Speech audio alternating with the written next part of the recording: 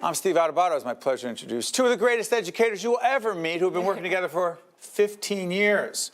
Mary Sakis, social studies teacher, diversity club co-advisor at Watchung Hills Regional High School, and Jamie Lott-Jones, social studies teacher, diversity club co-advisor. You have the same title. This is ridiculous. You've been working together, same title, Watchung Hills High School, and we have you as part of our Classroom Close-Up series we're doing in cooperation with the folks at the NJEA. What are you doing over there that's so special? We're about to see a video in a minute. What's so special about what you're doing? Well, we have such great kids that do special things, but our students have led an initiative to teach a lesson on Islamophobia. That one of our diversity club members, Helen Yang, was just concerned about comments that she was hearing in classes about Muslim stereotypes, and she came to us one day and said, "Hey, I'd like to create a lesson. Could we teach it in some of the freshman classes?" And we both teach freshman world history, and we said, sure. So she worked on it for about a month or so, and her and another friend of hers, Alana Margulies, created this lesson. They found the student voice resources, they found the TED Talk, they put together the PowerPoint.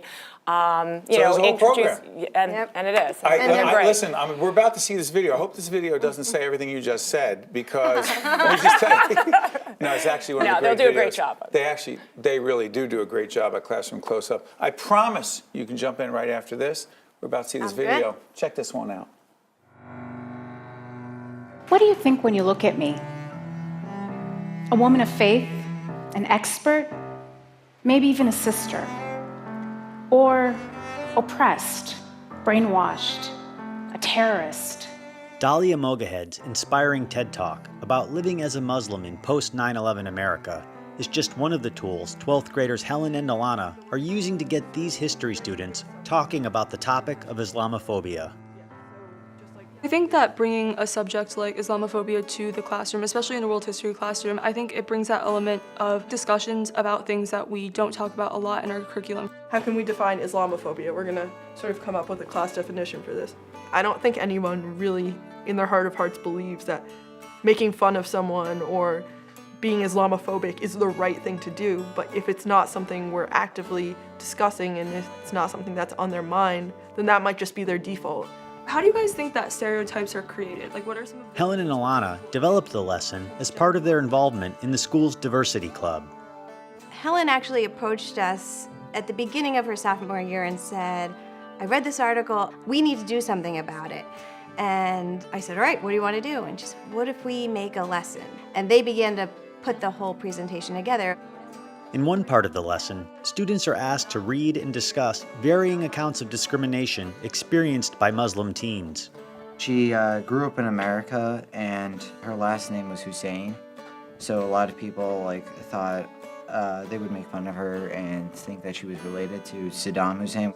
I love that so many students share different perspectives. And I think that's what's important about these lessons. I mean, I don't want to come to a class and be preaching to the choir, basically, right? I think that it's important to really learn from each other's beliefs. It's good that our generation is learning how to speak for ourselves and create our own ideas. It's practicing and giving them a voice, that my voice matters. And here you can see with Helen and Alana, who have used their voice to make change in the high school, this is what you can do. If they can do it, you can do it. I think that talking promotes action. I don't think that talking is enough. So what we did today, obviously that's important, but it's all about shaping a mindset.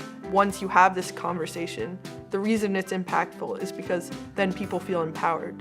I think these discussions are important because it continuously reminds you that it's not over. The fight's never over. It's happening all around the world, and if we don't try to make a difference, no one will. They're giving this talk especially to the freshmen as they're coming into school, and it's embedded in our unit on the Middle East. So this has helped the kids feel that the school is a safer place, that our classroom is a safer place, and that maybe they have allies that they never realized they had before. Folks, I've been watching Classroom Close-Up videos for about 10 years now, and I have to tell you, that's not what I expected. That was extraordinary. The last young woman we saw, a freshman. They were freshmen. Yes. And the two young ladies, Helen and Alana, are going where Well, right they now? are freshmen. Helen attends Columbia and Alana is at Johns Hopkins. These They're are pretty leaders. amazing. Yeah. They're amazing kids. These are leaders. Yes. Yes. What are they taking away from this in terms of life experiences and how they interact with others? Well, when I first started at this school, I inherited the diversity club, and it was kind of like celebrating dinners and holidays, and I said, we need to do more. We need to find ways to empower our kids to speak up, and we started an initiative where we actually created a slogan that our kids use, which is speak up, stand up, stop hate.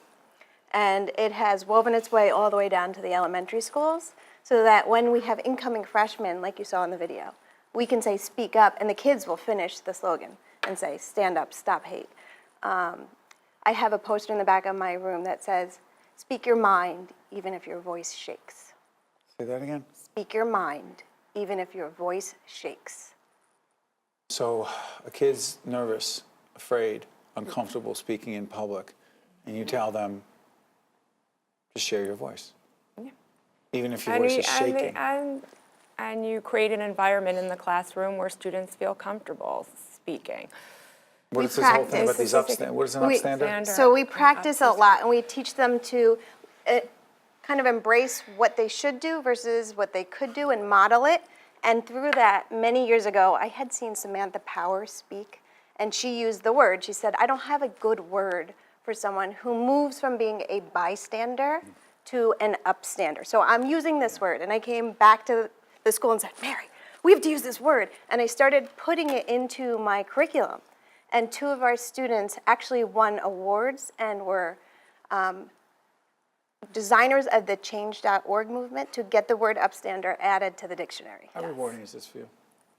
Incredibly rewarding. I mean, I'm fortunate to work with some amazing students. And really, our goal as educators is, we impart knowledge every day. We want students to have 21st century learning skills, thinking skills, be able to collaborate. But we want students to be able to find their voice, right? They want to be able to find who they are as people. And what is their identity? Who am I? And what kind of positive difference can I make in the world?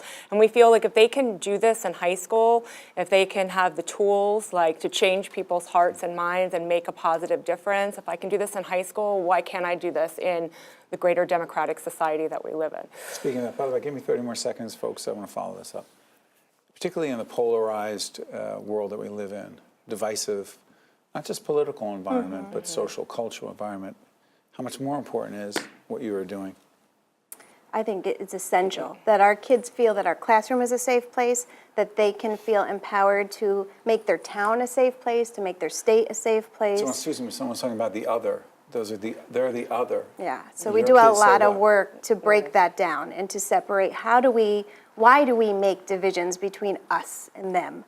And why is it so superficial and stupid, for lack of a better way to put it? And how do we bridge those gaps and find, so we talk about microaggressions, and we talk about just Implicit how you, bias. and how you reach Implicit out to bias. others, and how you be the upstander for someone in the hallway, in the lunchroom. And the most Few seconds important left, go thing ahead. is student voices. And we have a diversity of students in the school. So when they share their voice and they can share their perspective and their experience, that is where the meaningful learning takes place. Like, this is what my friend has gone through. I understand their ethnicity, their race, their gender. Our differences. Which and are our really not all that similarities. different in some Mary and ways. Jamie, thank you. Thank you very you. much. For everything you're doing every day for these young people, which means for the rest of us later on when they become leaders in public. Thanks so much. Thank you. We'll be right back right after this.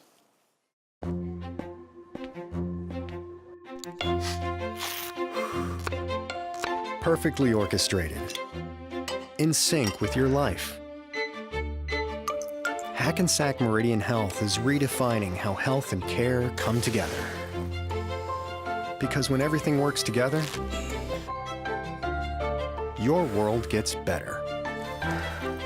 Hackensack Meridian Health, life years ahead. Also brought to you by International Union of Operating Engineers, Local 825, and by Keystone Mountain Lakes Regional Council of Carpenters. Your future is in our building.